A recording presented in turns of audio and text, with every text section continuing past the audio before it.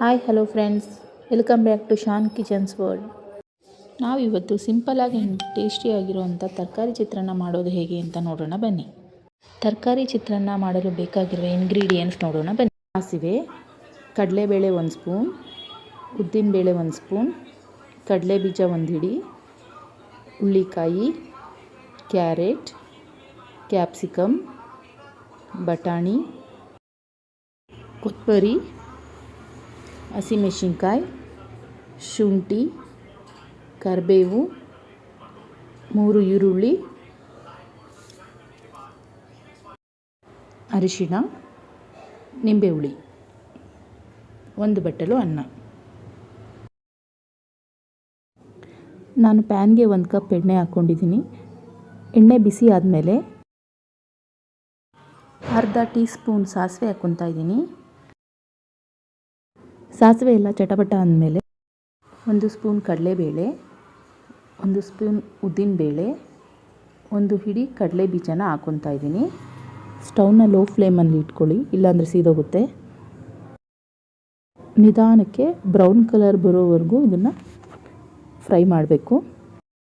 ನಿಮಗೆ ಕಡಲೆ ಬೀಜ ಏನಾದರೂ ಕ್ರಿಸ್ಪಿಯಾಗಿ ಬೇಕು ಅಂತಂದರೆ ಫಸ್ಟೇ ಅದನ್ನು ಸಣ್ಣೂರಿನಲ್ಲಿ ಹುರಿದು ಸೈಡಲ್ಲಿ ಇಟ್ಕೊಂಡಿರಿ. ಲಾಸ್ಟಲ್ಲಿ ಅನ್ನಕ್ಕೆ ಹಾಕ್ಕೊಳ್ಳಿ. ಈಗ ಈರುಳ್ಳಿನೂ ಸೇರಿಸ್ತಾ ಇದ್ದೀನಿ. ಮೆಣಸಿನ್ಕಾಯಿ, ಕರಿಬೇವು ಮತ್ತು ಜಜ್ಜಿರುವಂತಹ ಶುಂಠಿನ ಹಾಕ್ಕೊತಾ ಇದ್ದೀನಿ. ಶುಂಠಿನ ಚಿತ್ರಾನ್ನಕ್ಕೆ ಹಾಕೋದ್ರಿಂದ ಅದರ ಫ್ಲೇವರ್ ಚೆನ್ನಾಗಿರುತ್ತೆ. 1 ನಿಮಿಷ ಬೆಂದಮೇಲೆ ಈಗ ಹುಳ್ಳಿಕಾಯಿ ಮತ್ತು ಕ್ಯಾರೆಟ್ನ ಹಾಕ್ಕೊತಾ ಇದ್ದೀನಿ.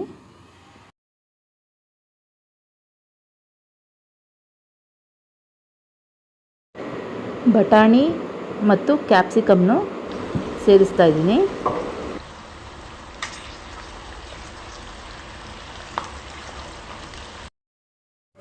ಸ್ವಲ್ಪ ಉಪ್ಪು ಹಾಕ್ತಾ ಇದ್ದೀನಿ. 1 10 ನಿಮಿಷ ತರಕಾರಿಗಳನ್ನೆಲ್ಲ ಚೆನ್ನಾಗಿ ಬೇಯಿಸ್ಕೊಳ್ಳೋಣ.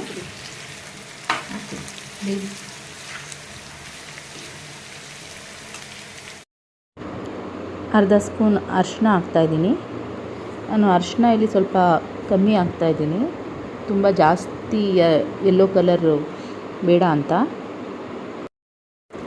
ನಿಮಗೆ ಎಷ್ಟು ಬೇಕು ನೀವು ನೋಡ್ಕೊಂಡು ಹಾಕ್ಕೊಳ್ಳಿ. ಈಗ ಇನ್ನೊಂದು 5 ನಿಮಿಷ ಎಲ್ಲನೂ ಚೆನ್ನಾಗಿ ಬೇಯಿಸೋಣ.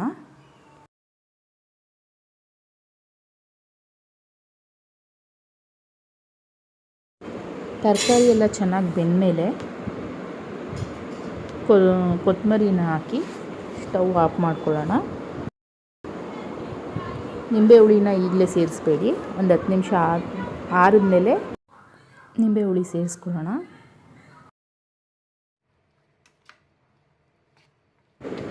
ಎಲ್ಲವನ್ನು ಚೆನ್ನಾಗಿ ಮಿಕ್ಸ್ ಮಾಡೋಣ.